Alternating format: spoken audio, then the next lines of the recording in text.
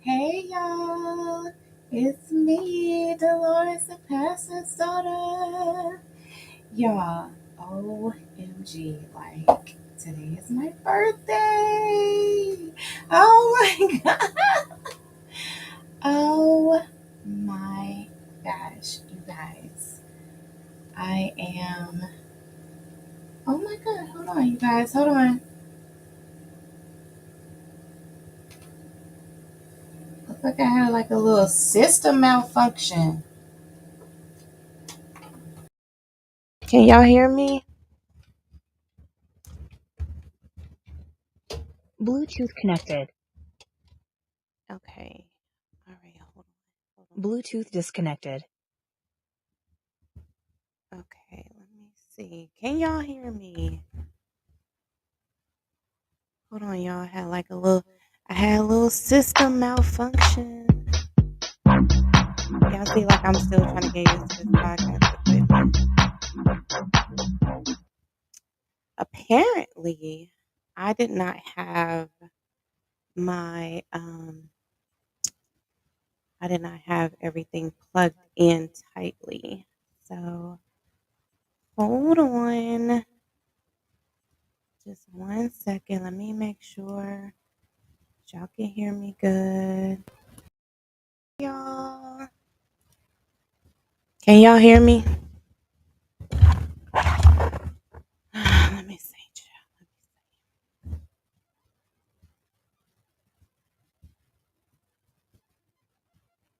Good morning.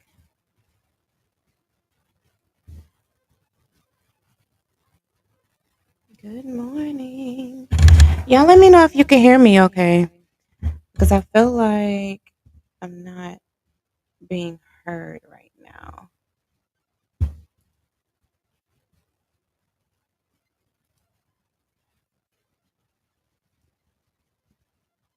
Thank you.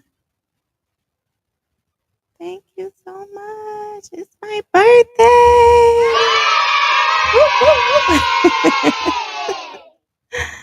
Y'all, like it's totally my birthday.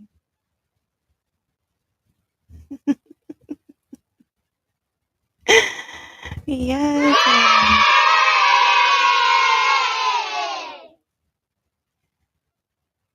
So what's going on?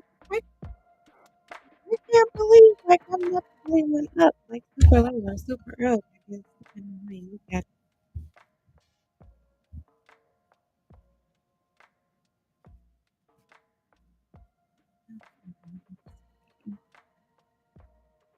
Y'all, guess what? So other than the fact that it's my birthday, right? Like other than that, I mean, because that is a big thing.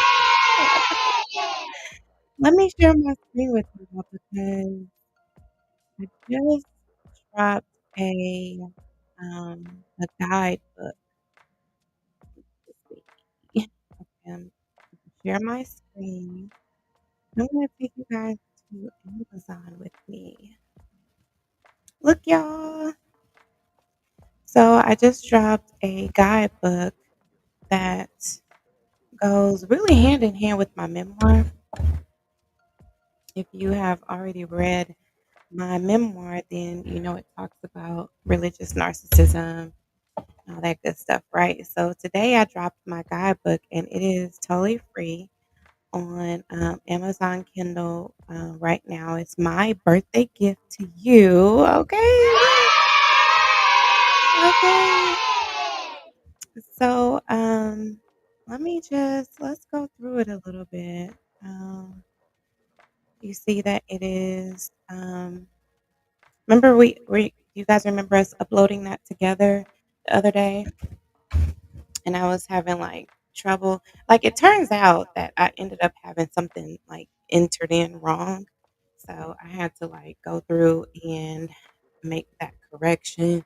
Y'all, it took me like days to figure it out. I don't know why I always choose to go like the long road on a lot of stuff. Like for some reason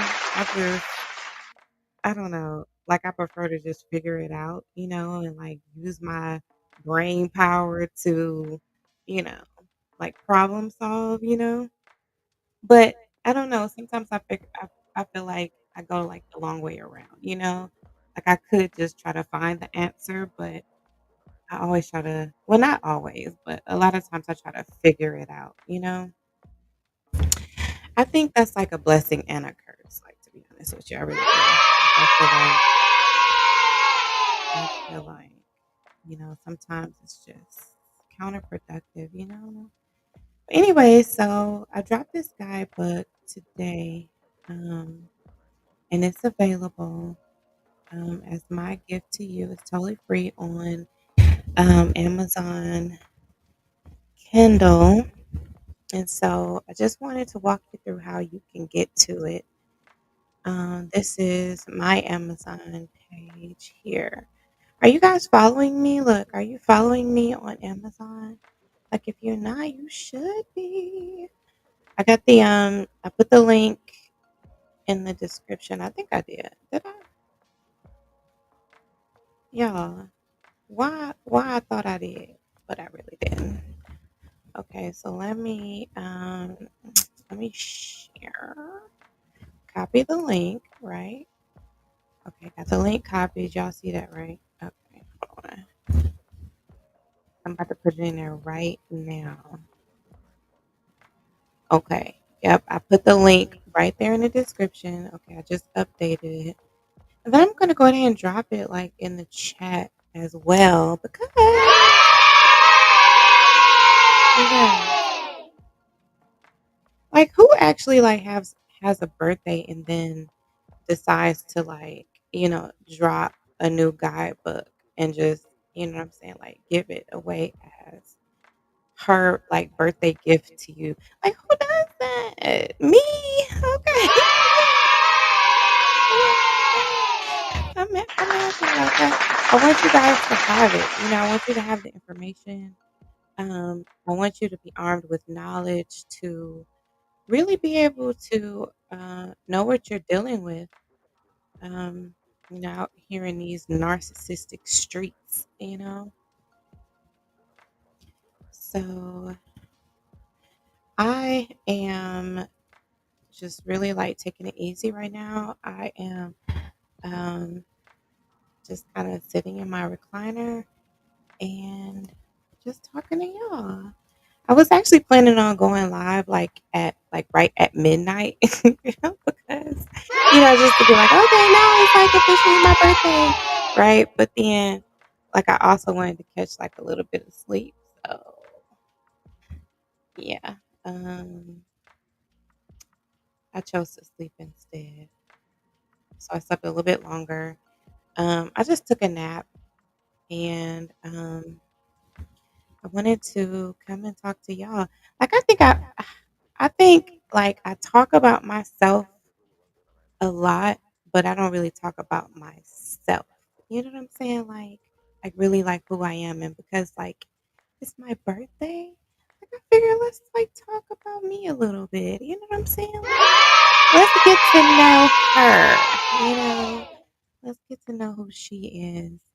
But okay, so go to Amazon, right? Go to Amazon, and I put the link in the description. I tried to put it in the chat, but I don't know what happened. Hold on. Let me try again. Let's see what's going on here. Okay, I put the link in the chat. Um, and so yeah, you can go right on to Amazon Kindle and get it for free. Um, and it's the Religious Narcissist Decoded. It's a step-by-step guide to discerning the tactics and impact of religious narcissism. Um, and if you have my memoir, this is going to um, it's going to really make it come alive for you. Let me just read that to you. Um, have you ever encountered a charismatic religious leader who exuded charm, yet left you feeling uneasy? Or witnessed the erosion of trust and the impact of manipulation within a religious community? If so, you're not alone. Religious narcissism is a pervasive issue that affects individuals seeking spiritual growth and community connection. In our society, religious figures hold a unique position of influence and authority. They are seen as spiritual guides, moral compasses, and sources of solace for many. However, behind the facade of piety and benevolence, there exists a disturbing reality: the presence of religious narcissists. These individuals exploit their religious status to manipulate, control, and harm those around them. In The Religious Narcissist Decoded, we unravel the intricate layers of this phenomenon, shedding light on their tactics, the damage they cause, and empowering individuals to break free from their grasp. The Religious Narcissist Decoded is a compassionate and comprehensive guide that empowers you to reclaim your authenticity and spirituality. It equips you with the knowledge and self awareness needed to protect yourself from the clutches of religious narcissism, fostering a life of genuine connection and spiritual growth. Decode the mysteries of religious narcissism and unlock the path to inner freedom and healing. You deserve to thrive beyond the confines of manipulation, and this book is your key to a brighter, empowered future. Are you ready to break free from the shackles of religious narcissism? Let the religious narcissist decoded be your guiding light toward discernment, liberation, and transformation. And y'all, I put bonus features in there, right? So you see, like, y'all, why my little emojis and stuff didn't come through? You see, that came through as like question mark. So I'm gonna go back through and like delete those. So there's a questionnaire in there, and it's to assess your experiences and uncover the presence of religious narcissism in your life. This powerful tool helps you gain clarity and perspective on your situation. Yes, honey. And then there are journal prompts to engage in reflective writing and self exploration with thought provoking journal prompts designed to aid your healing process. Do that. And then there's a self care journal, embrace self nurturing and resilience with our self care journal. Then um, here I say, unlock the truth, heal from religious abuse, and embrace your authentic self. Yes. Hashtag expose religious narcissism. Hashtag break the cycle. Hashtag healing journey. Hashtag discernment. If you were watching my last video, then you saw me add those like little extra things in there. But I have to go back through and change those little emoji marks there because they don't translate, as you can see, over to the Amazon system. But yeah, so yeah, it's available right now. So go get it. I am going to go ahead and get it myself, honey. Okay. Yes, thank you. Look, hey. Yes, honey. And of course, I'm following myself. I mean, because like you gotta lead by example, yeah. Okay, you gotta lead by example. I can't ask you guys to follow me, and I don't even follow myself. I mean, come on, come on, come on. So, anyways, so y'all, okay, let me ask y'all this. All right, let me take it off. Let me take it off the screen share, y'all. Let me ask y'all this, honey. It's late. It's like super late or super early, depending on how you want to look at the situation. Okay, so Have you or do you believe in numerology? Like, do you? Do you believe in that? Okay, because like growing up, it was kind of like shunned, upon to be like into numbers and what numbers mean, as far as like it was like, and I say shunned upon, but I don't mean it like for real, you know what I mean? Like it was like certain numbers meant something, but then like you can't get like too deep into it because then it's like then that's like that becomes like your god or something. It was like you could go too far with like the numerology stuff, you know? And so like we were always more so taught to just kind of like steer away from it because it was witchcraft. So, but like in my later years here, I have come to like really question a lot of things that I grew up believing and really like, just expand my mindset a little bit to include a little bit of the numerology aspect of spirituality, right? Does that make sense? So, numbers mean something, right? Numbers mean something. And so, I'm 43, okay? Well, like I was born at 11:03 p.m., okay? Oh, you know what? I meant to bring my birth certificate over here so I could read.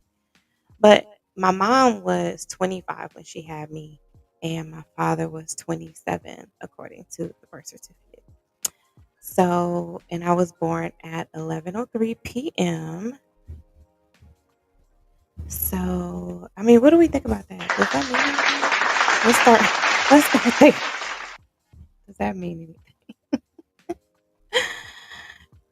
Like I could totally understand like being a night baby. You know what I'm saying? Like that totally like lines up. It lines up with you know my personality.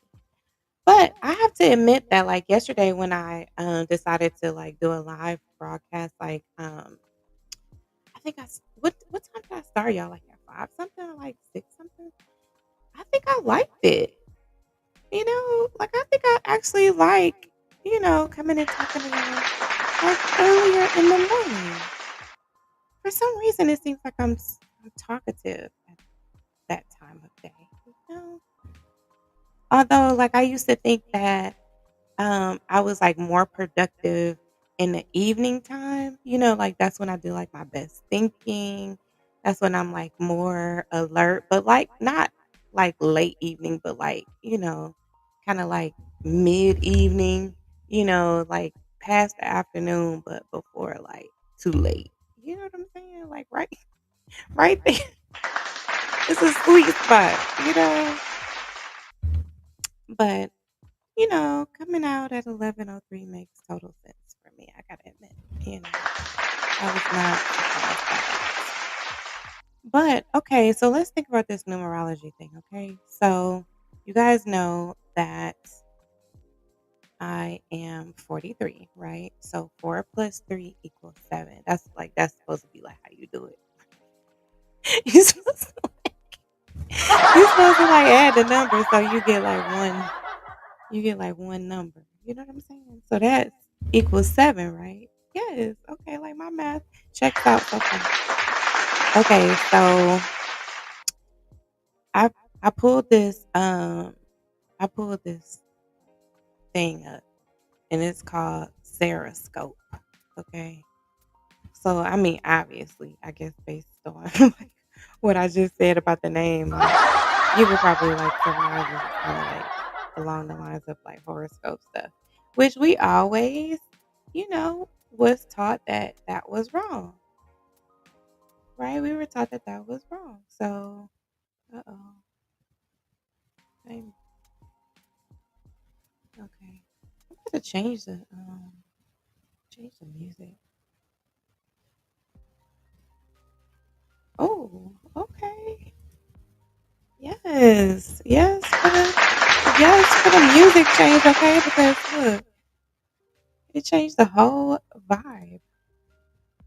Okay, so anyway, so I guess based on, what I just said, like the title was, you can pretty much surmise this is like along the lines of horoscope stuff, right? So obviously we were taught that that was wrong. You're not supposed to be looking up horoscopes. That's like witchcraft stuff, right? But like we gonna read it anyway. I mean, we just gonna, we just gonna read it anyway, y'all. Okay. All right. So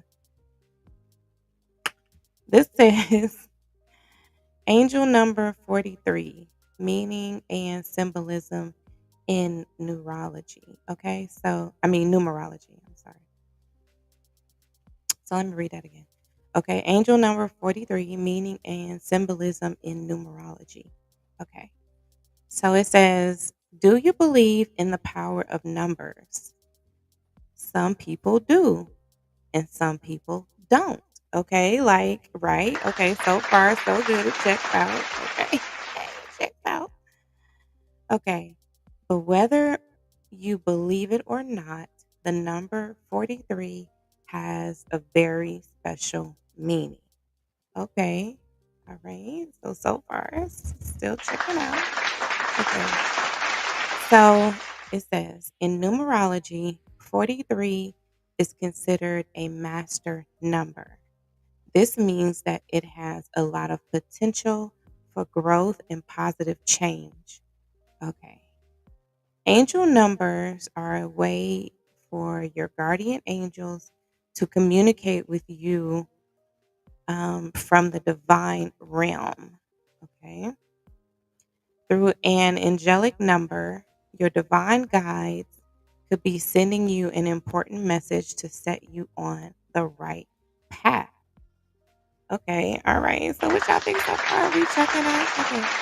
All right. So if you are interested in learning more about the 43 numerology, keep reading.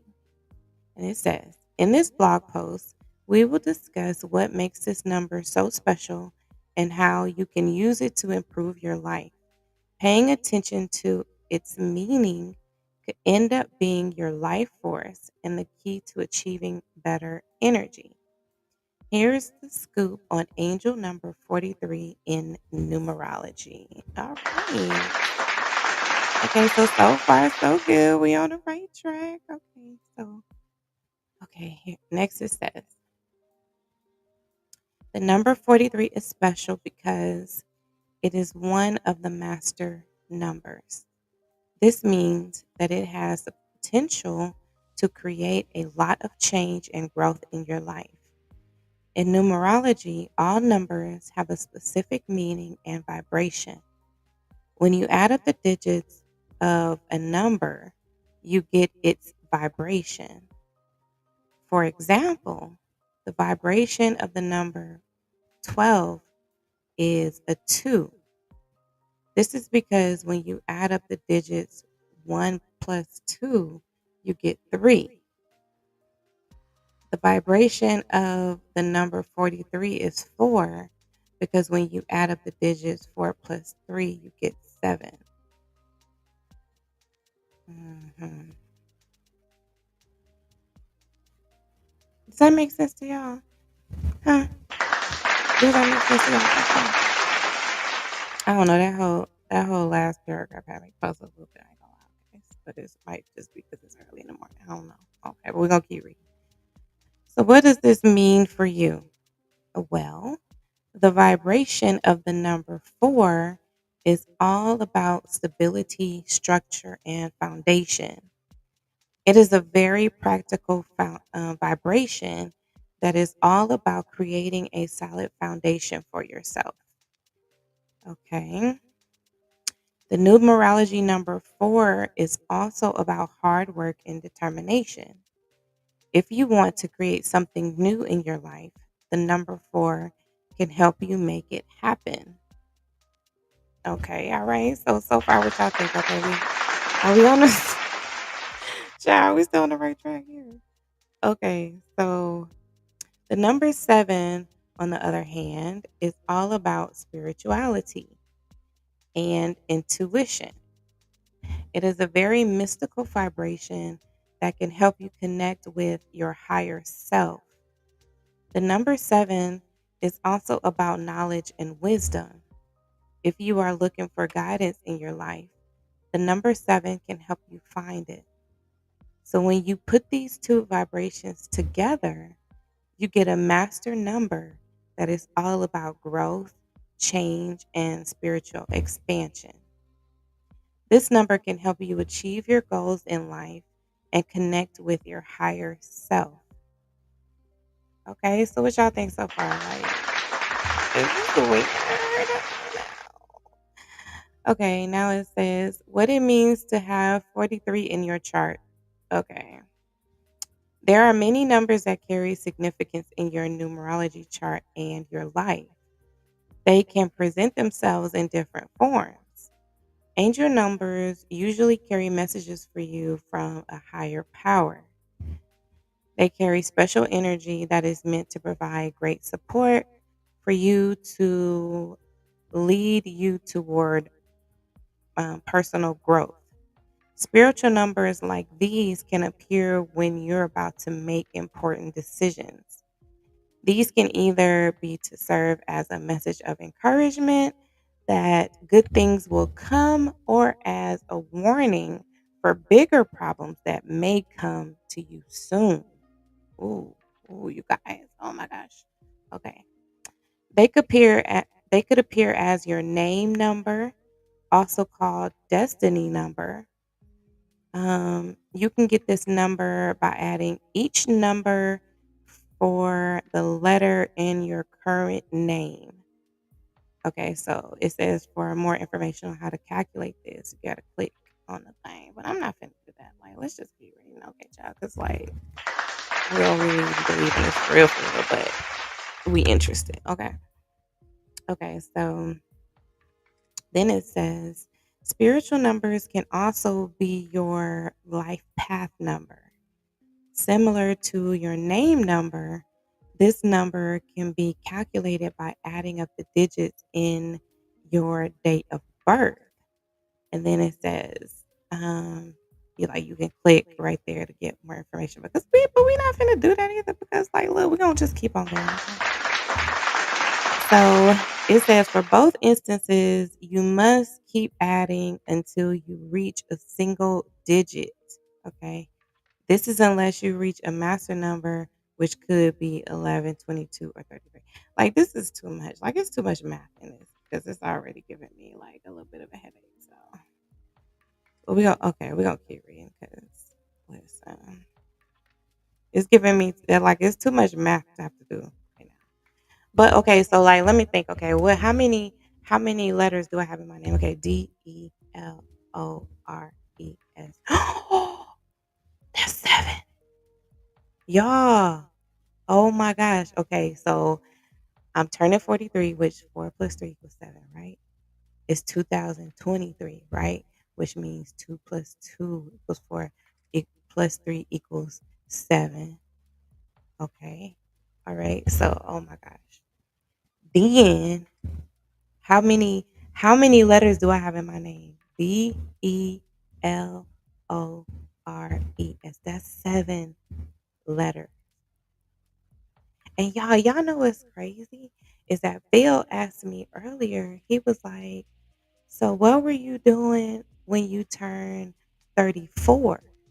You know what I'm saying? Because I mean, 3 and 4 equals 7. So he was like he's a math guy, right? So whatever. So he thinks about stuff like that. I didn't think about nothing like that. But I was like, you know what?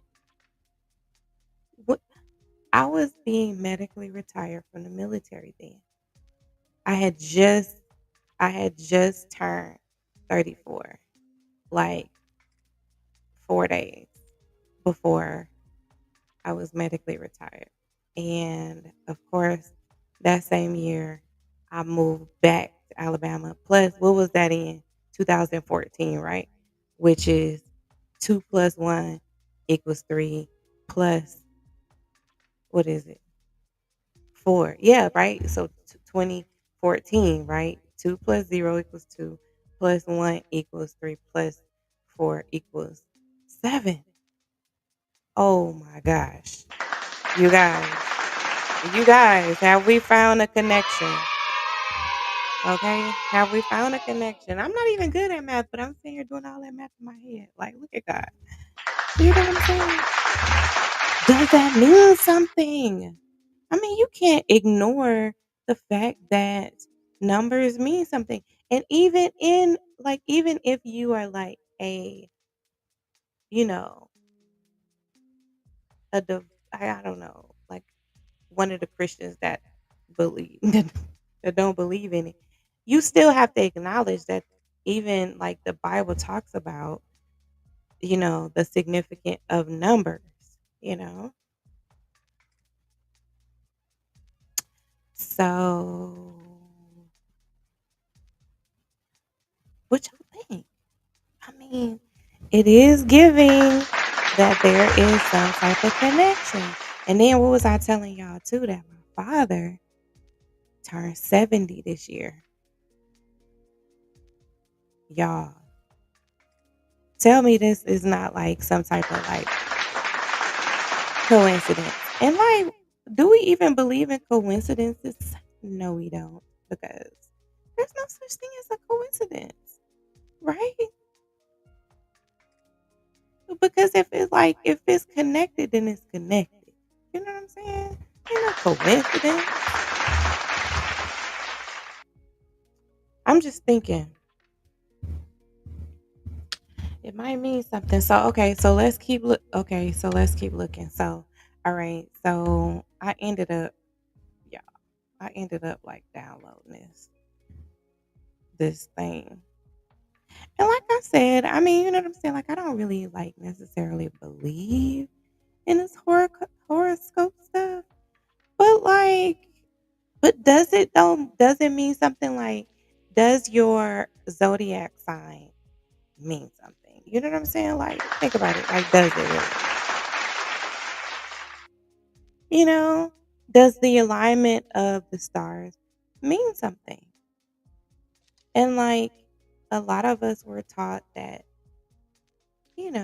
if you even like think about that stuff or consider that stuff, then that's like witchcraft and you're like wrong, you know?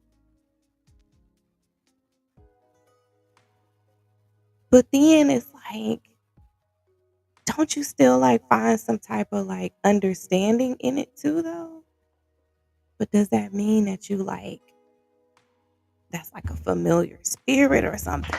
Like y'all, it's all so interesting. Okay, so like this thing, it says, um, it's called the pattern. And I heard Prince I heard Prince the Queen Maker talking about this, so that's why I went to this one in particular. But like I said, I'm not really into it. But we gonna read it, okay? So it's called the pattern, right? And then it's like kind of like your horoscope thing, I think. It says like your personality traits or whatever. And so obviously I'm a Leo, right? And I guess it says like it's Leo moon or whatever. I don't know what that means, y'all. So okay, let me see. Let me read it to y'all what it says. It says courageous and charismatic. Okay.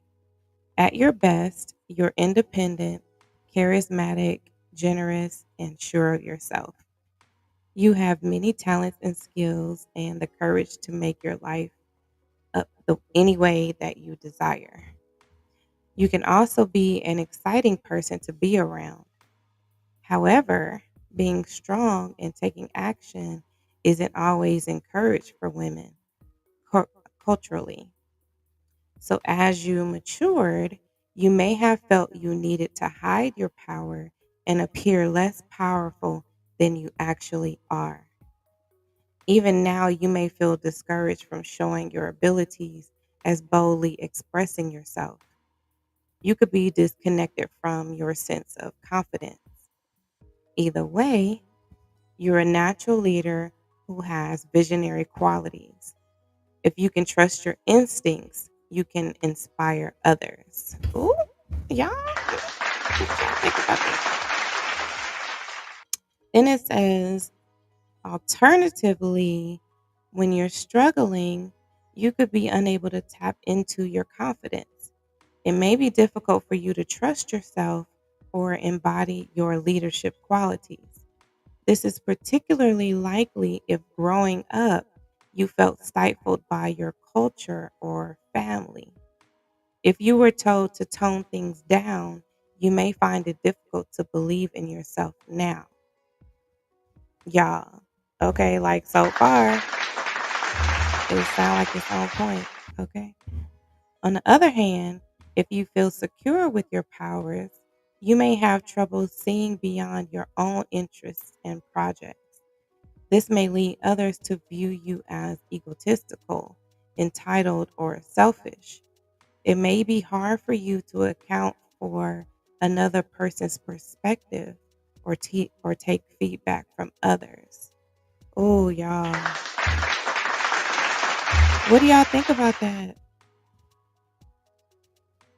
It sounds like it's really on point, you know? It sounds like it's on point to me. And then it was saying, like, okay, it says, when you're struggling, you could be unable to tap into your confidence. Like, yup, that's on point. Maybe difficult for you to trust yourself or embody your leadership qualities. Yep. And then it said, this is particularly likely if growing up you felt stifled by your culture or family. I don't think I felt stifled by my culture. I felt stifled by my family. Um, so yeah. And then it said, if you were told to tone things down, you may find it difficult to believe in yourself now. Yeah. It sounds like it's on point to me. So y'all know, like I told you earlier, that I dropped that guidebook in Amazon. It's going to be the framework for a master class that I'll be giving on decoding the religious narcissist. Um, and y'all, like, I felt like this, like, real weird, like, anxiety. You know, like I felt I don't know, like I felt like I got like a butterflies like all of a sudden in my stomach. And I just thought to myself like who do you think you are? Like, yeah. I was just like who do you think you are?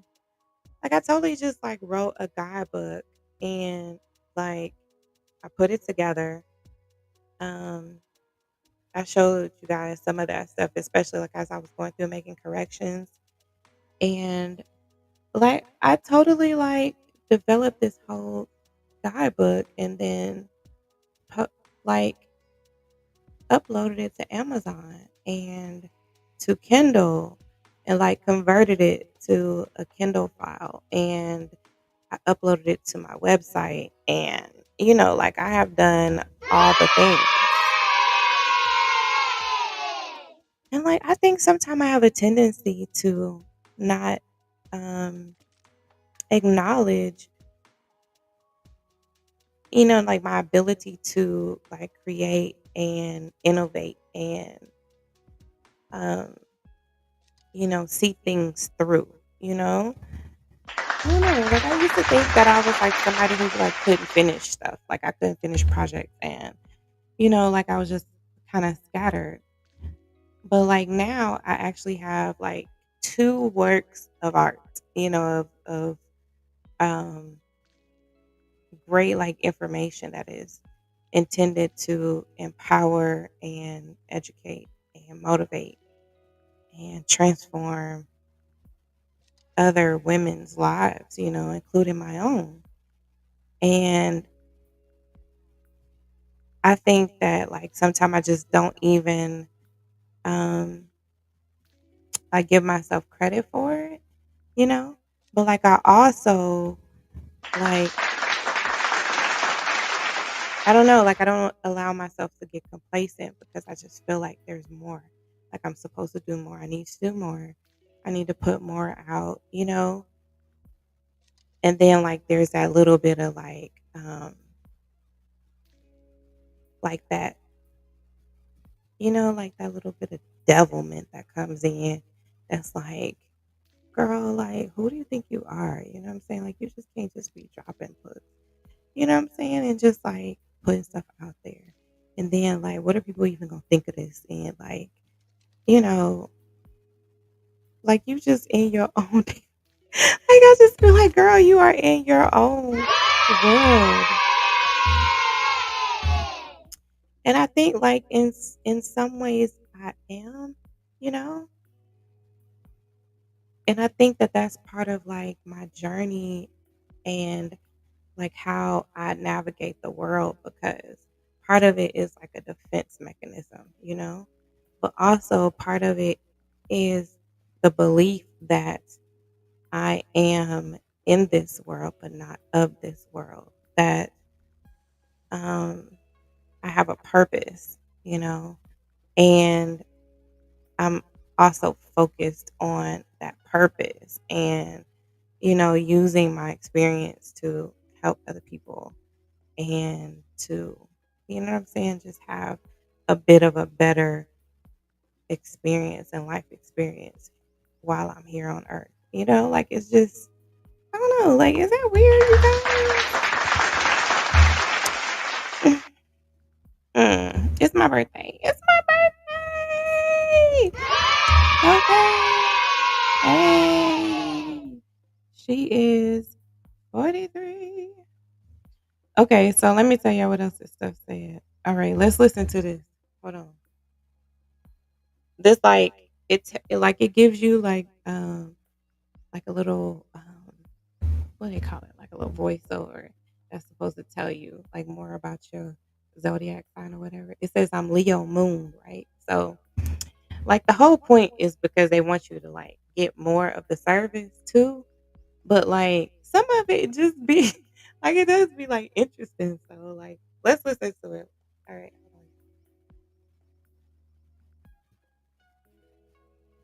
hold on. Why is it like hold on, I got my Bluetooth hooked up. So let me disconnect my Bluetooth. Okay. All right, here we go.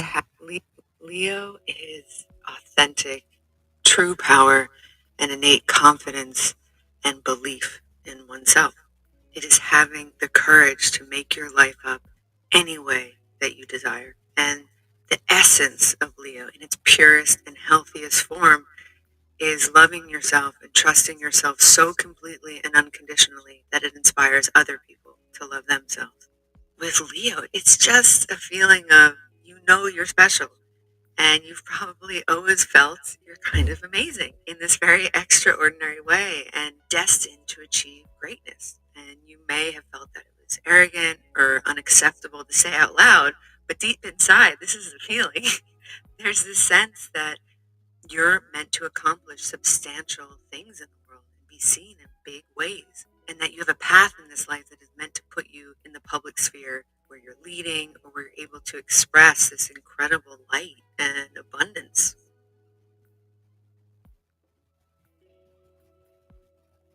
Oh,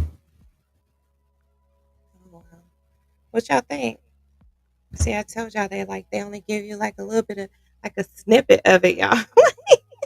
they like they like, girl, you gonna have to subscribe, honey, to get all this juicy tea. You know. So they give you like a minute of it. But that 1 minute was hitting on someone.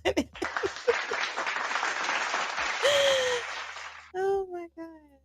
Okay, so as of what was this yesterday? It says my daily vibe um, is Says today's a great day to go at your own pace.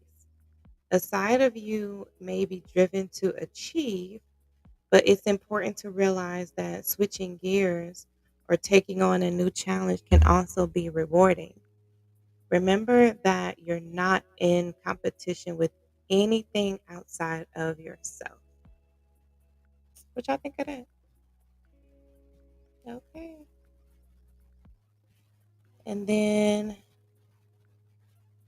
what does this mean? What's the Lions Gate portal? I don't know what that means. So, okay. So what y'all think? Like, are you are y'all into this stuff? Are y'all into this stuff, honey? Okay, so let me see what else it says. I think that's just about it. The rest of it, like they kind of want you to they want you to get the little membership. It says I guess this is like a cycle for like radical change or whatever it says. This may be a significant period of change in your life. You could feel a strong urge to switch direction or try something new or unexpected and possibly disruptive events may do this work for you. This time can be both exciting and disorienting, but trust that the universe is pushing you in the right direction. Try to roll with the punches. It's a moment to reconnect with your dreams and new ideas. So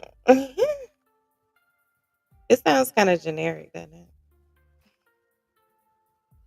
But you know what I'm saying? Like I guess if you like into that type of stuff, then like you're gonna like read more into it than it probably even says. You know what I'm saying? You're gonna be like, oh, it was like right on point with what I already thought. You know what I'm saying? Because it's like you're just gonna be like hypersensitive to, the messaging. You probably pick out certain words and those certain words like mean even more to you because you know what I'm saying? Because like you're looking for those certain words. It's really interesting how the human brain works. We seek to find validation in what we already believe. And we don't really want to pay attention to what contradicts what we believe already. So, okay, we got to look up one more thing. Okay, so what's like the significance um, of the number seven? Number seven. Okay. So it says in the metaphysical philosophy of numerology, the number seven signifies the Greek deity Athena and the Roman deity Minerva, both goddesses of war and the city protectress. Oh, gosh. People affiliated with the number seven are believed to be insightful, intuitive, truthful, introspective, intellectual, and wise. Um, in the Bible, scholars claim that God created the world in 6 days and used the seventh day to rest. Because of this, the number seven is used to illustrate an idea of completeness throughout the Bible. Do y'all think it's kind of like a thing, like a completeness type of thing? And if so, like, what's complete? Like, I mean, okay, so in 2014, when I turned 34, I was completing, a thing. Then I came back to Alabama, you know, with the intention of like helping my parents build the church and, um, you know, all of that good stuff. And like me and my mom helping each other because we were both pretty much like having health issues. Like at that time, I had fibromyalgia. I hadn't even been diagnosed with lupus yet at that point. And thank you, Linda. Thank you. Happy birthday to me. Um, so yeah, at that point, I wasn't even diagnosed with lupus yet, right? And I was medically retired from the military, and that was not, you guys, that was not how I foresaw, like my military career.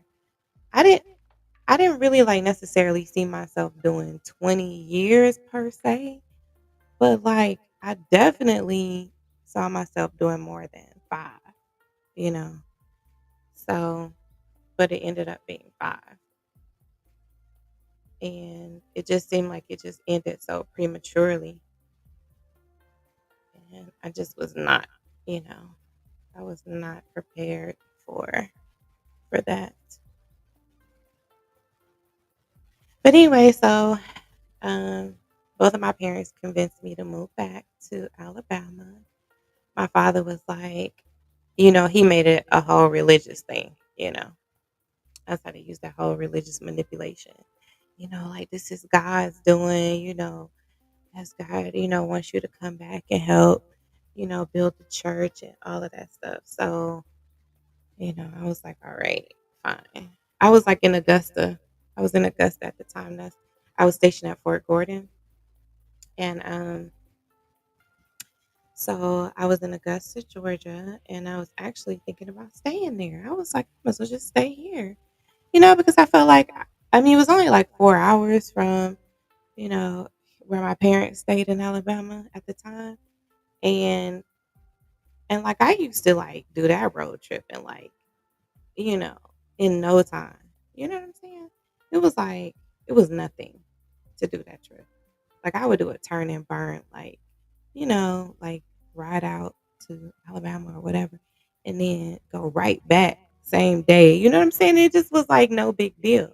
Of course, like at that time I was younger and like I could just, you know what I'm saying? I could just get on the road like that. Like now, I don't want to do nothing over 6 hours. Okay, what I'm saying? Like I just like I can't do I can't do nothing over 6 hours, because then I'm like through. I gotta fly after that point. But so yeah, my parents convinced me to move back here. My father was saying, because he wanted me to help build the church. And so I moved back in 2014.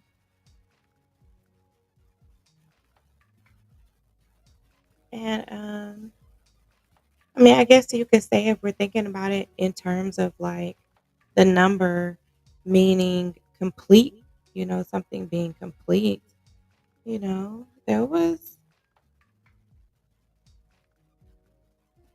that was one thing, as far as like career wise at that point. And then um I don't know. It could be like the beginning of the end, as far as like the church was concerned, and you know, just kind of like exposing that whole dynamic of it. Um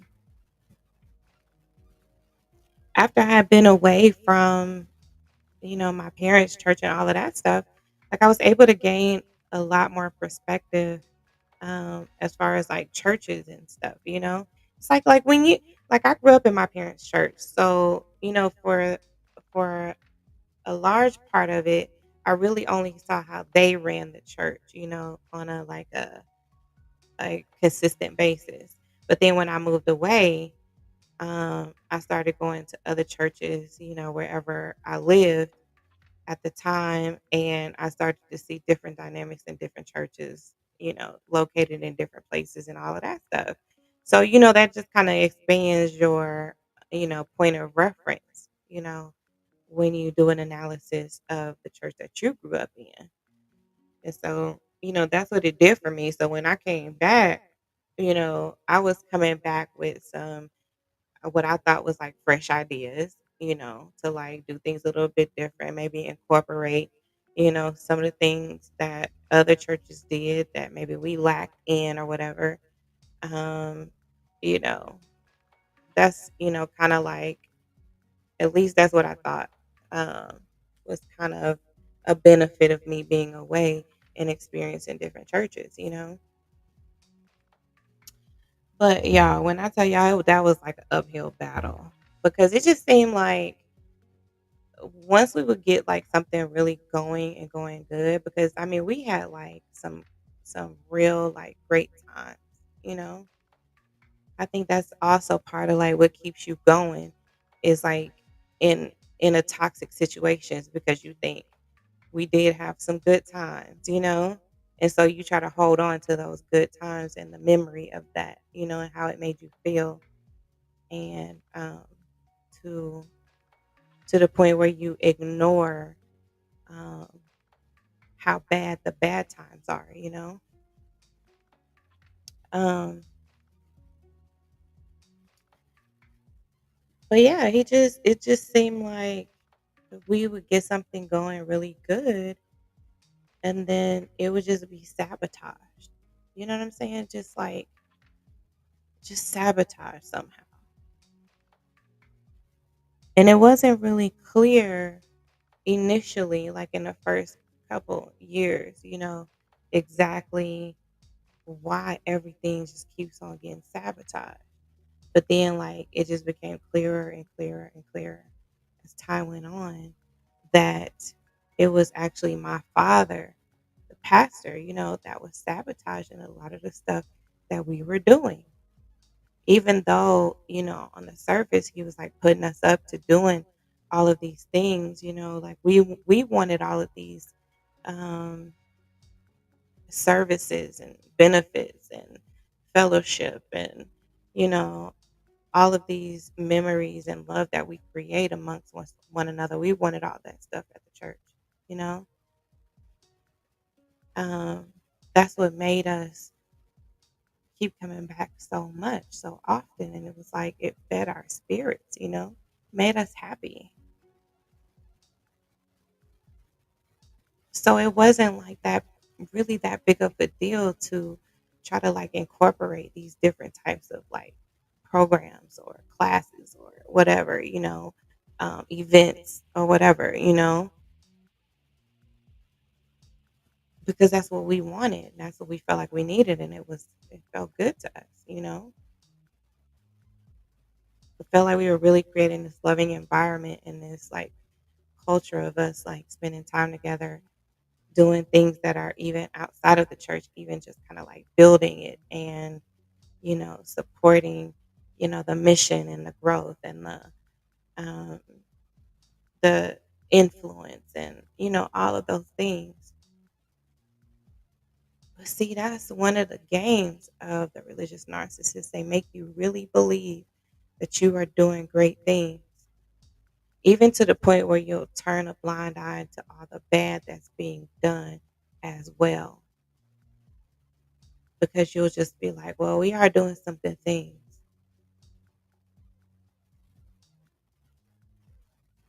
It's kind of crazy how that works.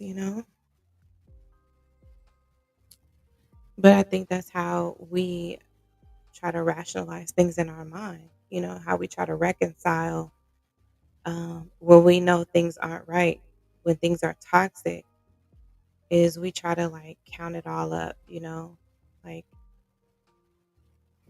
put the whole like pros and cons list together.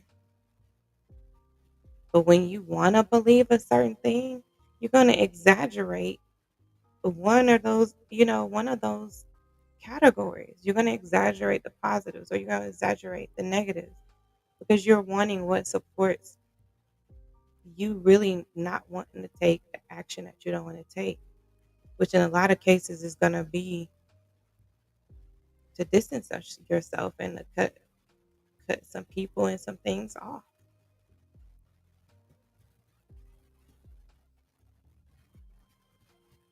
And that's not necessarily easy to do,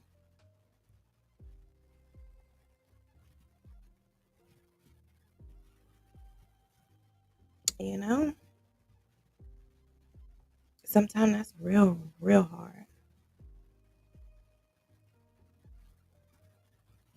And then you think like, dang, what if I need these people later? Like, what if I find myself by myself and they're the only ones and I've already cut them off? Or what do I do now when that's what I know?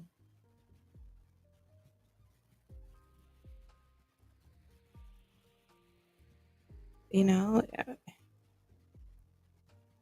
But if we weren't coming from a place of need, would we really choose who we choose or what we choose to do? Like, would we really choose that?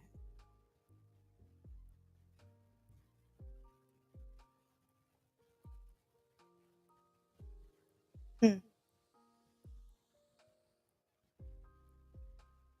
So obviously, I'm not. Well, I say obviously, but it's not that obvious. I'm not having a party or anything like that for my birthday, right?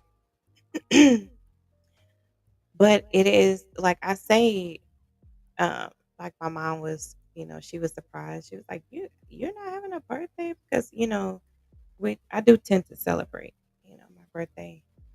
Um, but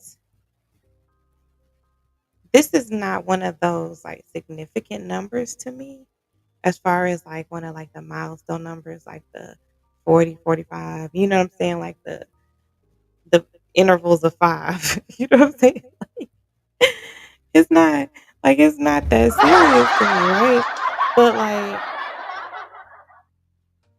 it also is because it just has like a different meaning this time. And my husband was asking me if I felt different. And I was like, yeah, like I feel different.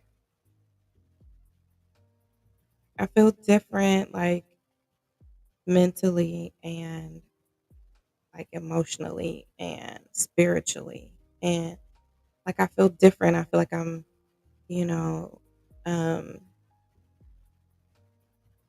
I definitely feel the growth and the evolution and the transformation.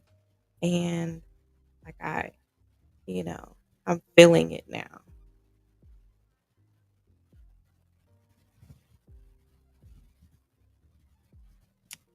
So it's becoming real for me.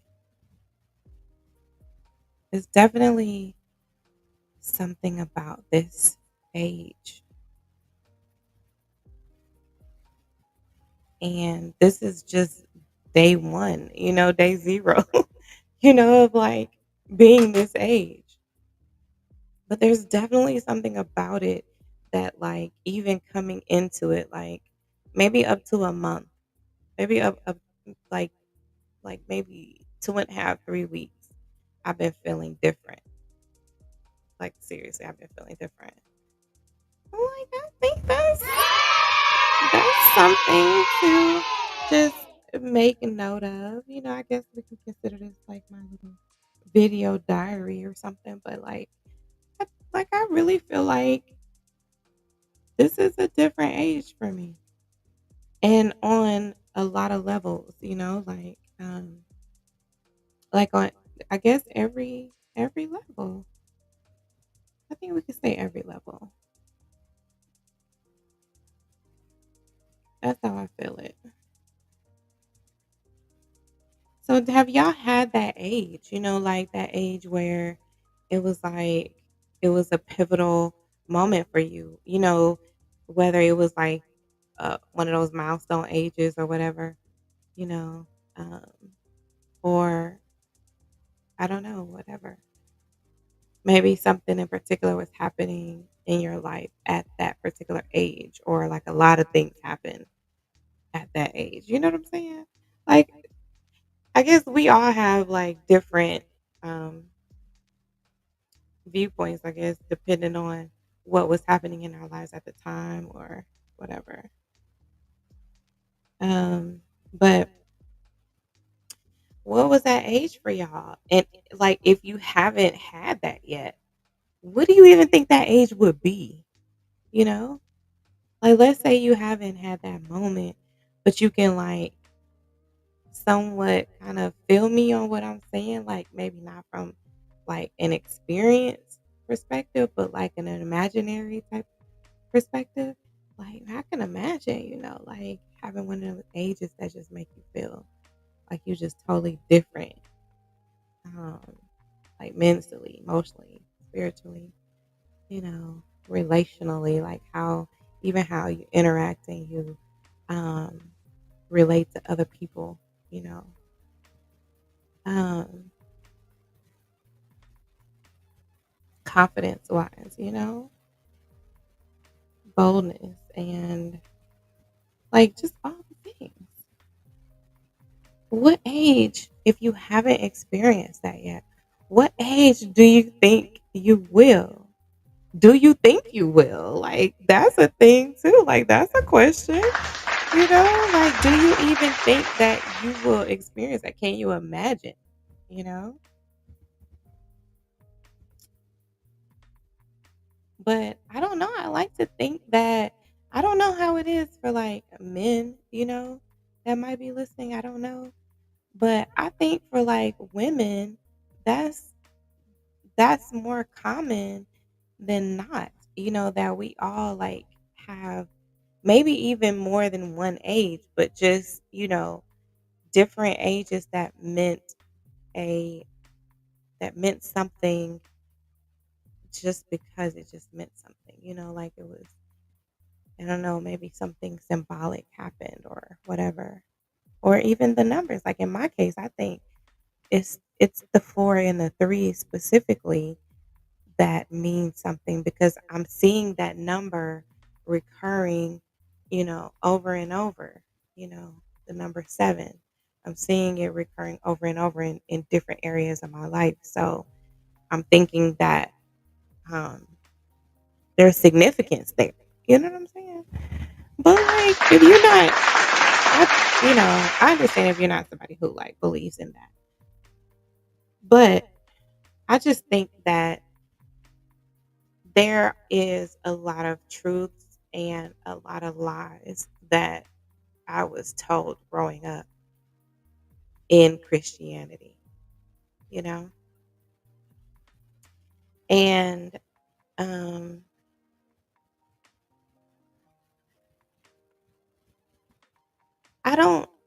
I'm not one of those that just necessarily believes that because that's how I grew up believing that I'm just not going to question it, you know? Like I don't subscribe to that, you know? And I believe that, a lot of times when we were condemned for questioning it, we were judged for questioning it and, like made to feel like we were wrong for questioning it. Like that's what was actually wrong, you know?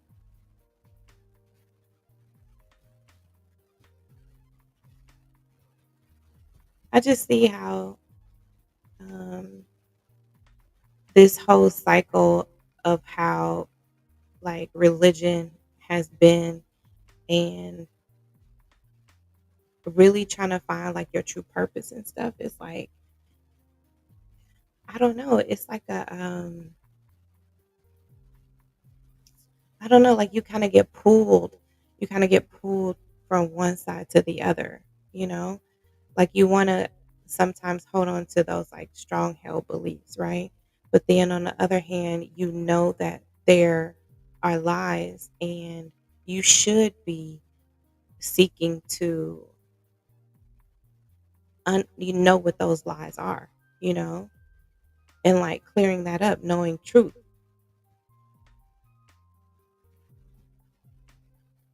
But then like think about how many times do we like that we really want to know. Like do we really want to know a lot of those times? Like, do we really want what we already believe to be challenged?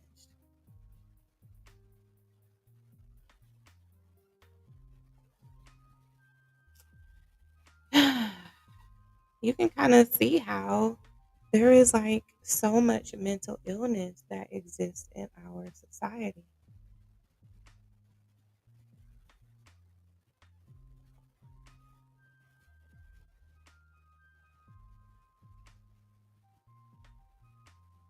Because do we even really feel comfortable asking the questions that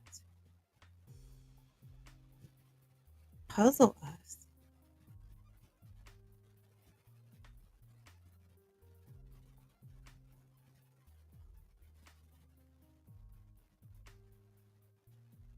Mm.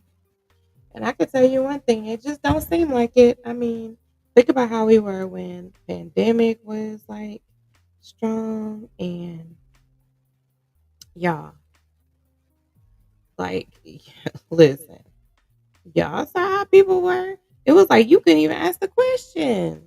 Like you still can't ask questions these days. Like people want to just stone you right then and there in the street just for asking the question. And it's just like even the Bible says, "In all thy getting, get an understanding." How you get an understanding if you can't ask no questions? You know what I'm saying? But that's how it is. That's how it's become. And I just tend to think that if Christianity or whatever religion gets to the point where you can't ask questions, then it's toxic. It's like, wait a minute, because it's contradicting what's already there that you are supposed to like understand. And I just want to understand, have I been believing the right thing my whole life? Was I taught correctly?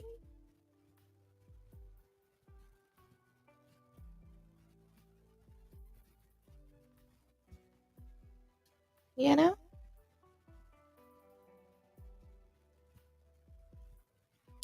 But I just feel like I'm this is like the age that I'm like coming out of this shadow of the pastor's daughter, you know?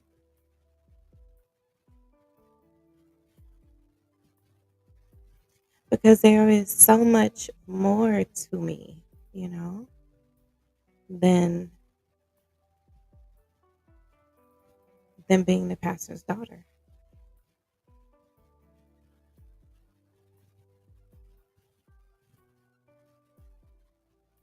It's like it's the age of like coming into my own identity.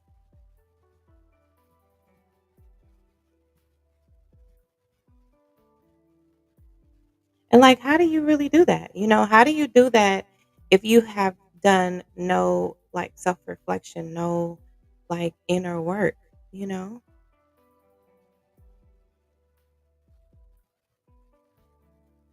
But my thing is the uncharted territory of it all, you know? Like being in a place that I've never been and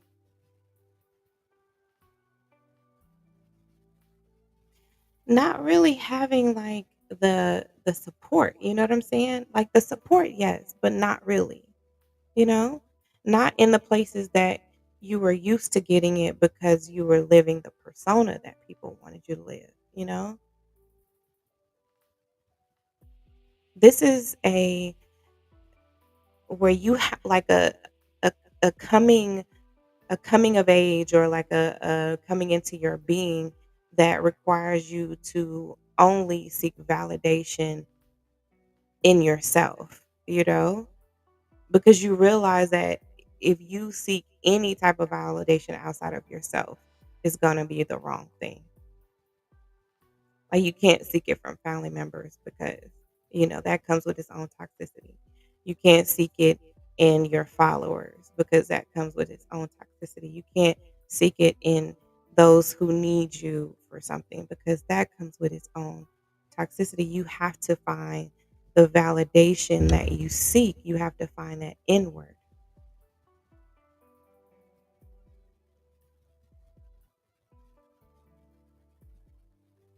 And that's a bit scary, you know. It's a bit scary in a world that doesn't necessarily seem um, to honor the,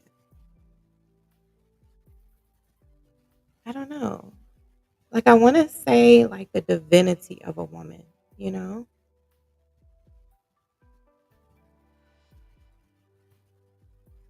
of one that kind of just goes a bit beyond herself.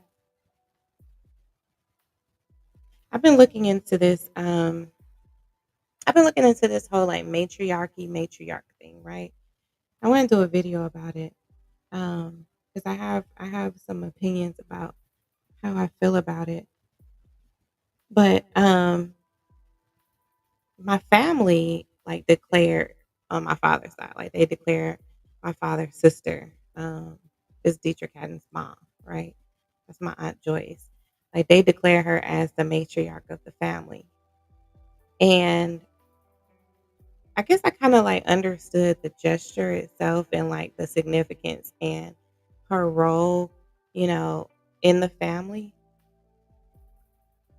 But I don't know why I couldn't help but think why it's this kind of like this hierarchy type of thing instead of a mindset of more women even in one family rising up in their matriarch, um like in that role, you know what I'm saying, like that kind of um mindset, you know. And I guess it's not really going to make a whole lot of sense because like I'm still like in the beginning phases of really like researching it. I've like sent myself a few articles that I've looked up. um but I guess like in the, I guess I don't, like on the surface right now while I'm still just kind of like digesting the whole, you know, topic of it all, you know, and all the concepts. It's like I don't necessarily believe in like a matriarchal like society or a matriarchal um like culture or whatever, right? I don't necessarily believe in that. But I do believe in women rising up in their matriarch um role or like their just kind of like their state of being. You know what I'm saying? Because I feel like being a matriarch really is like a state of being, you know, not necessarily like a role, you know. And I think that's probably like the my problem with how it's kind of presented in today's time. It's like, what is like, why does this person have to be like crowned or like knighted? You know what I'm saying? Like deemed as the matriarch, you know, when it's like, why aren't we rising up younger? Like, you know what I'm saying? Because even when you think about somebody being deemed as a matriarch of the family, more than likely they are an older individual, right? It's probably after like the grandmother, you know, who kept the whole family together and all of that stuff after she has passed away. Then it's like the next oldest like auntie, you know what I'm saying? Usually, or the one that is like the favorite auntie gets like this status of the matriarch. But like, why? Why are we still like subscribing to this kind of like hierarchy structure of doing things when we should all be rising up in our state of being? Like owning who we are, owning our own gifts, our own talents, our own abilities, our own God given purposes, even if at some point we overlap, right? We still have our own individuality. So why can't even the younger um, generations rise up as matriarchs within their like within? their culture or their community or whatever. Why can't more women rise up?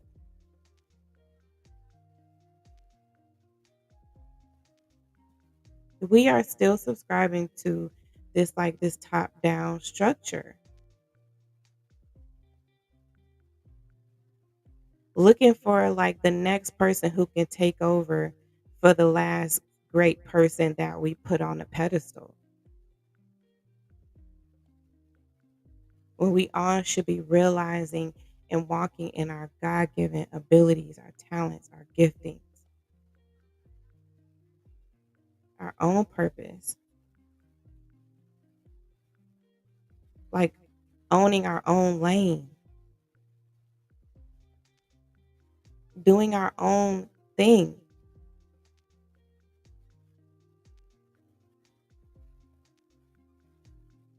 and making an impact in the area where we are placed, like blooming where we are planted.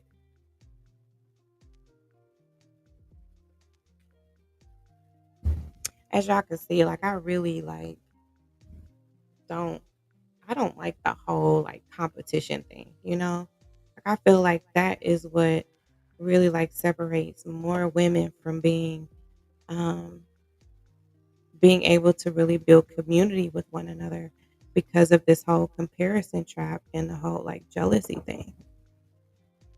Hold on, y'all.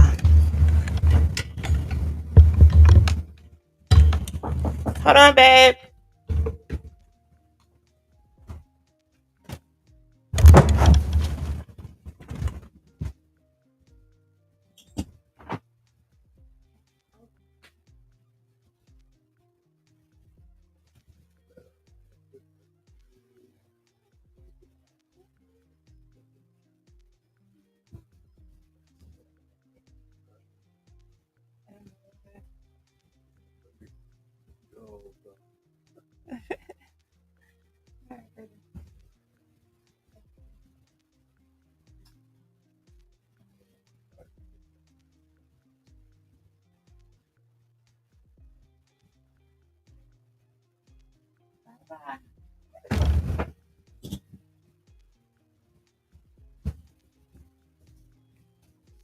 I'm sorry, you guys.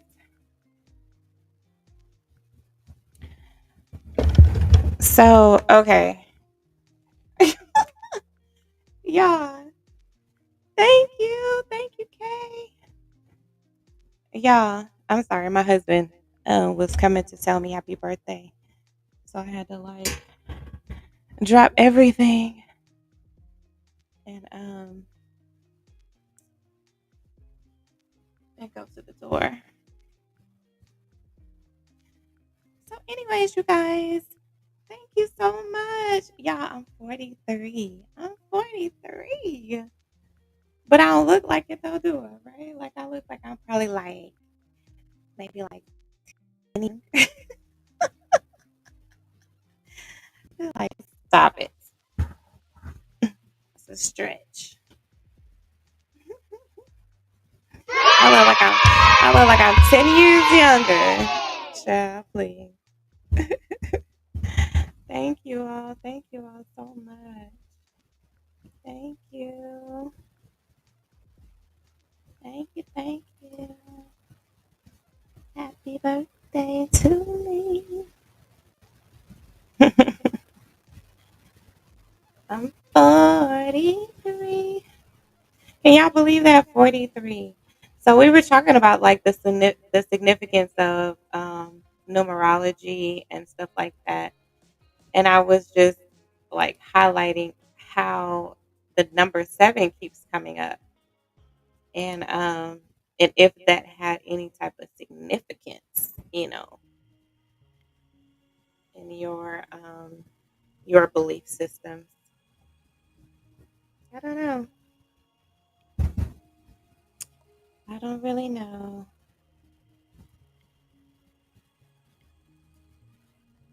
But I do think it's neat though.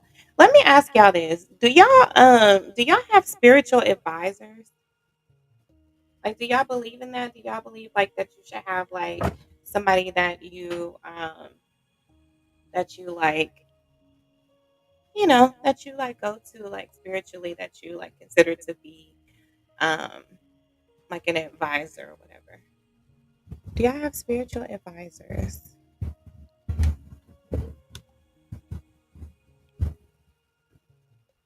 Like, do you think it's weird, like, if a person does not have a spiritual advisor?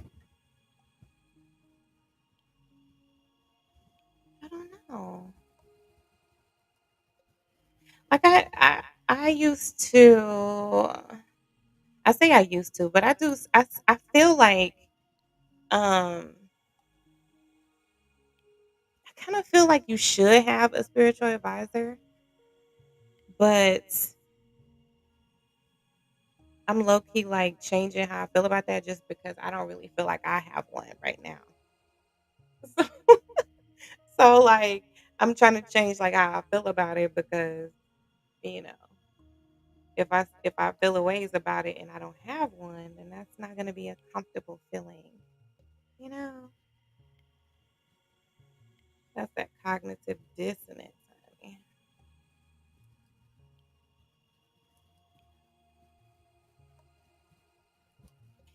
I don't know how I feel about it.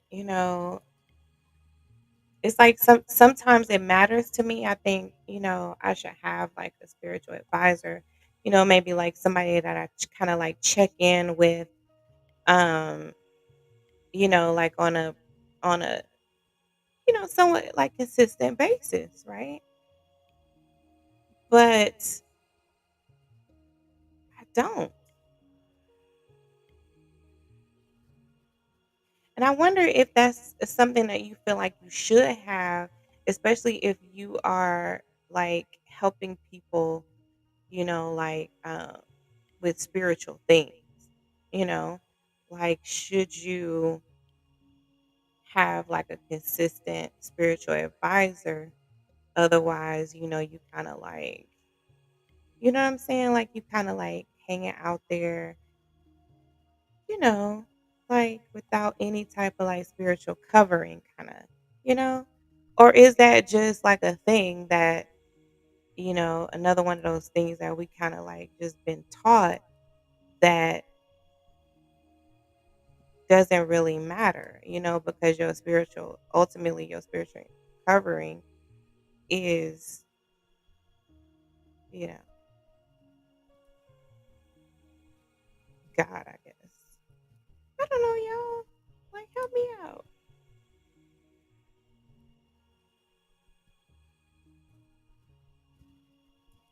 I go through these moments, like these ups and downs with religion and all of that, because I just feel like for so long, you being taught a certain way, it's like you never know exactly how long, like once you've really like come to a point of questioning everything, it's like you don't really know how long that's going to last, or maybe like 10, 15 years later you are asking a question you never asked before, you know? Just because it took so much of your life to be indoctrinated in that way, how do you know what was all told to you that was harmful until it kind of like just comes back up when it comes up, because that's how some things happen. You don't necessarily, once you go on this journey of healing and all of that, you don't necessarily tackle everything at once. Sometimes it takes years down the line before something comes up and you realize, oh my gosh, you know, this may be something that stemmed from, that trauma that happened, you know, 40 years ago, 50 years ago, but it's just now coming up to where I have to address it. And let's normalize that. You know what I'm saying? Like, let's normalize, things coming up as they come up, throughout our healing journey. You don't just say, okay, I'm going to take this healing journey and then everything's going to be healed. You know, you sometimes you don't address something to heal it until it comes up and you realize that it's something that needs to be healed. So it just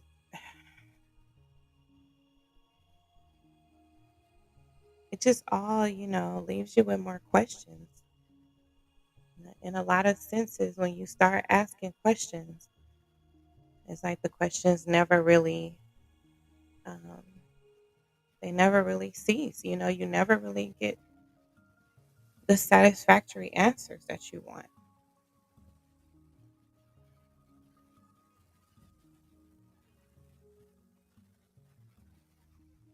Your questions just lead to more questions.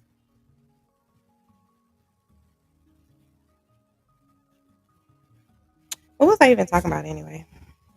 Like, it's super early. I told y'all yesterday, I just kind of like took a nap, and I've I got an error message from KDP about a formatting issue that I needed to fix. So I got up early and fixed it and got the book re-uploaded.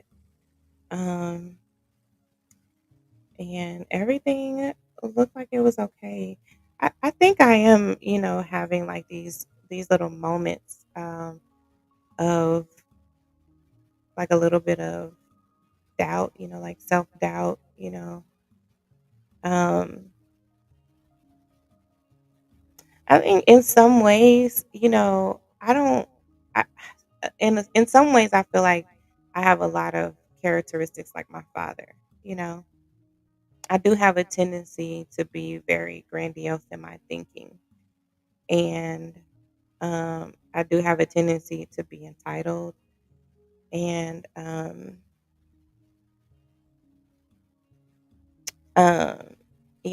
at times I tend to lack empathy. Sometimes I tend to be manipulative and a bit selfish, you know. So yeah, like I have I have, yes, a couple of those narcissistic tendencies, And I feel like I don't necessarily fight every day, but I fight enough to know that there is a bit of a fight, you know what I'm saying, um to keep myself in check as far as like my personality and um you know my way of thinking and how it could be a little bit borderline um you know like borderline too much. You know what I'm saying? Do y'all ever like do any type of like self-analysis like that? Where you just like you just know who you are, kind of like your strengths and your weaknesses, and like you're okay with admitting them because like that that's who you are, and not that you are okay with admitting them because you don't give a damn, about how it affects people, but you are okay with admitting them because admitting them allows you to mitigate them. Okay, that's bars. Look, that's listen. Okay, admitting them allows you to mitigate them.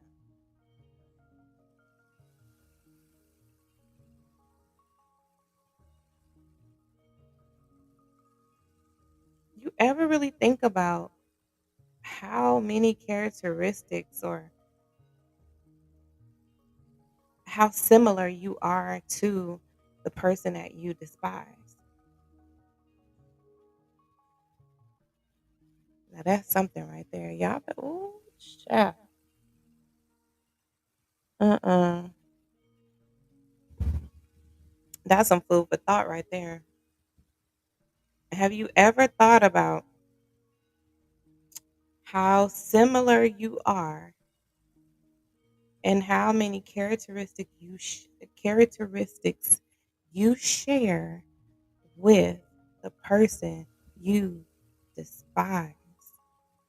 Oh my god. Oh my god. Y'all.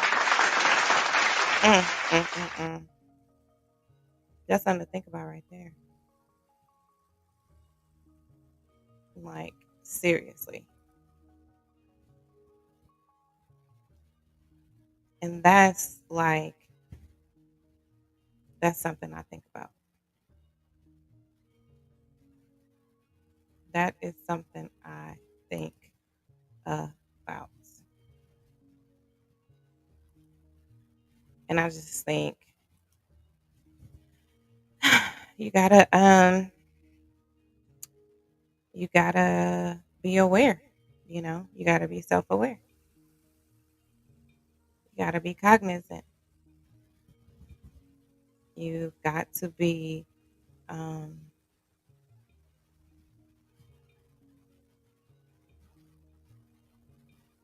you're gonna have to like be able to listen to the people that you have around you that you trust to tell you the truth about yourself. And you gotta listen.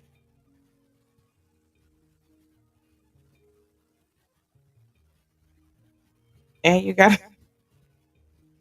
and you gotta take action. You don't wanna do that part though. Okay. So nobody wanna do that part. But yeah, you gotta actually change, you know. Can't just be like, oh, okay, yeah, I hear you, child. And then, you make absolutely no changes. You just still the same, piece of crap you've been Bluetooth being. connected.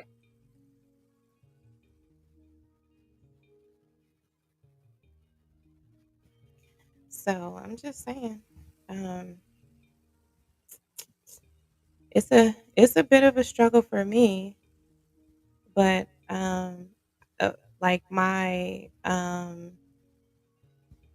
what makes me feel good about it is that I have a self awareness that I listen to Bluetooth disconnected. the. Why is my why is this Bluetooth acting up, y'all? I listen to the people around me that I trust to tell me the truth about myself. I, go to counseling. I do the work. I, you know, um, talk to y'all. I give back to Bluetooth connected. like this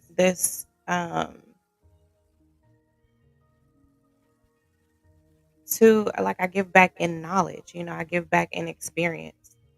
Um, I give back in putting information out there that helps people um, who may find themselves in similar situations or who may just need strength from hearing another person's story, who um, may learn to not do something because of hearing my story. Just, you know, there's there's different outcomes that can happen, but um, that's my way of keeping myself in check and keeping my own narcissistic tendencies, you know, in check.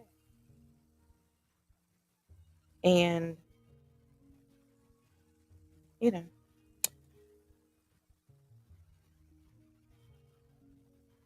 I think that has done great things in my life so far. Because like I was having my moments, you guys. Like I was a piece of work. Like seriously, I was a piece of work. And I was taking everything out on my husband, my sons, and making them suffer for the things that my father did and didn't do.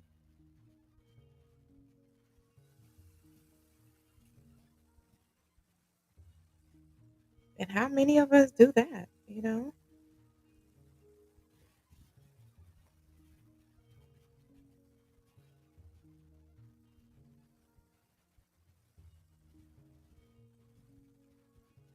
So I've made a lot of changes.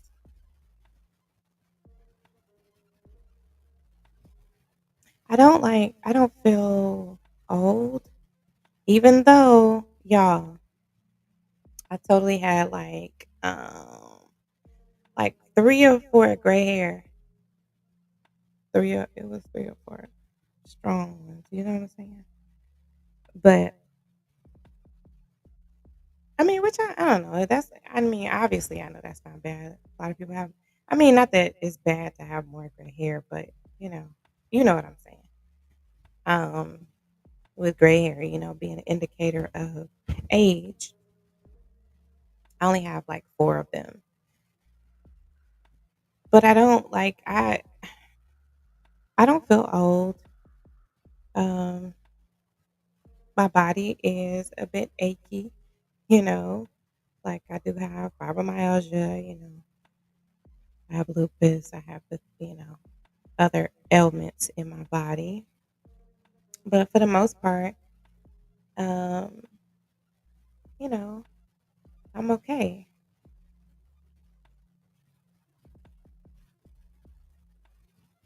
So this birthday just kind of hits different for a different reason. Like it feels like it's spiritual, it's mental,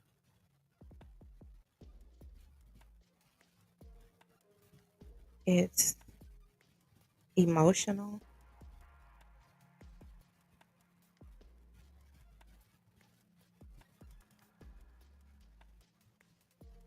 Like there's definitely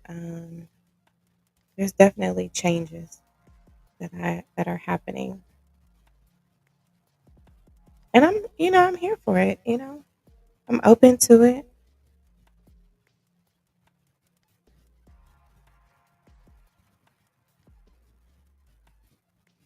I'm excited about it. So I guess you know what? It's just like I'll just embrace it.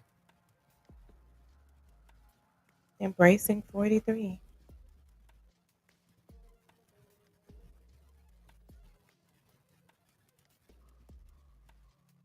Hmm. All right, you guys.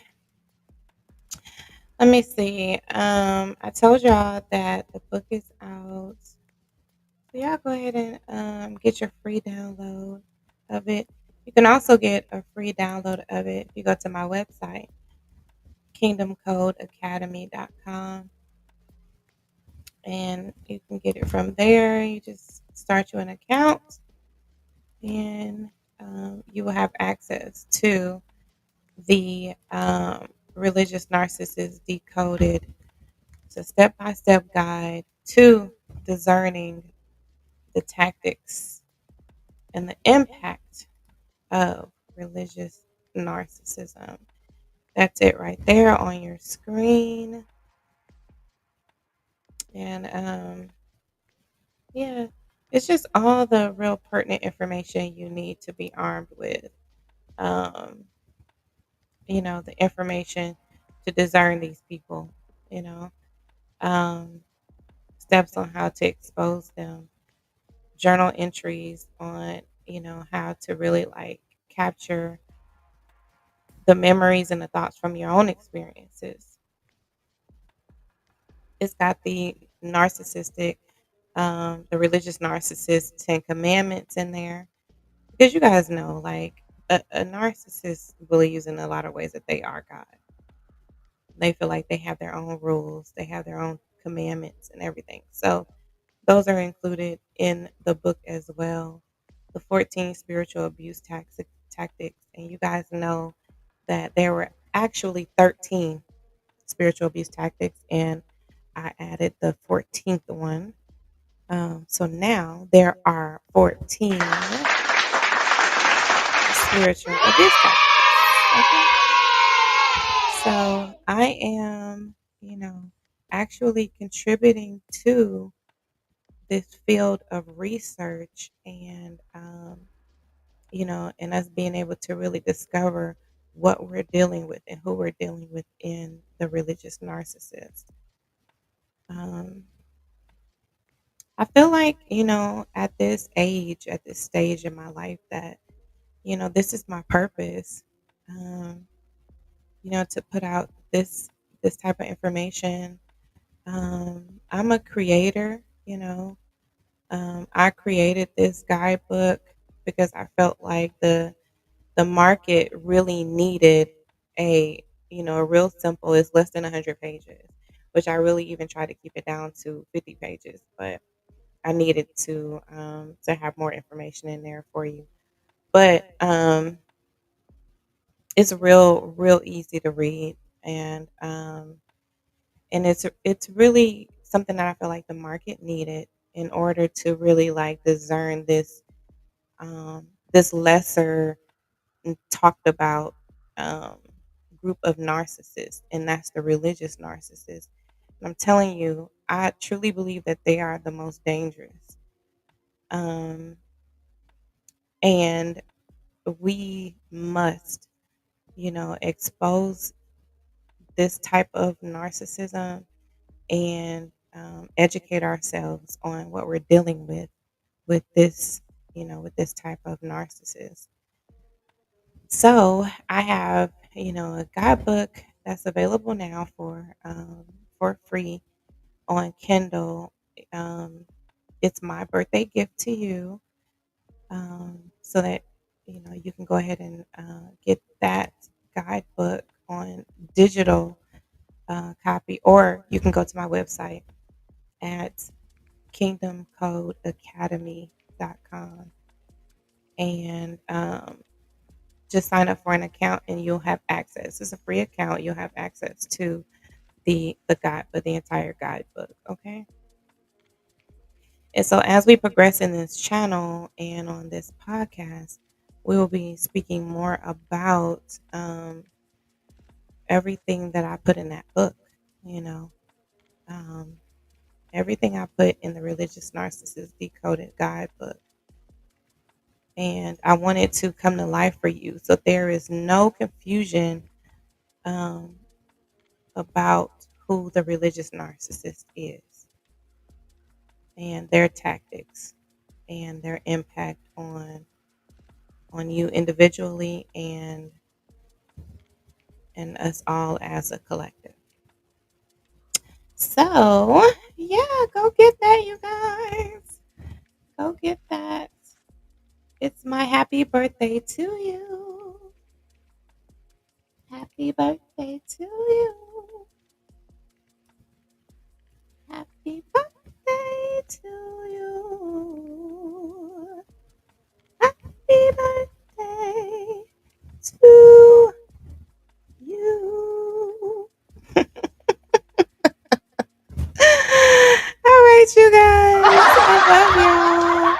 And I will just be back later. I'm just going to be doing a series of lives, just coming live all day, just to kind of hang out with you guys. It's a Wednesday. I mean, what else are we going to do on a Wednesday? Okay. We're just going to hang out and talk to each other.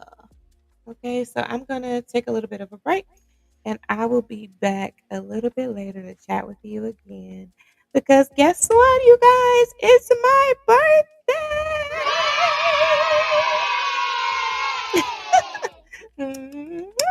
Bye bye for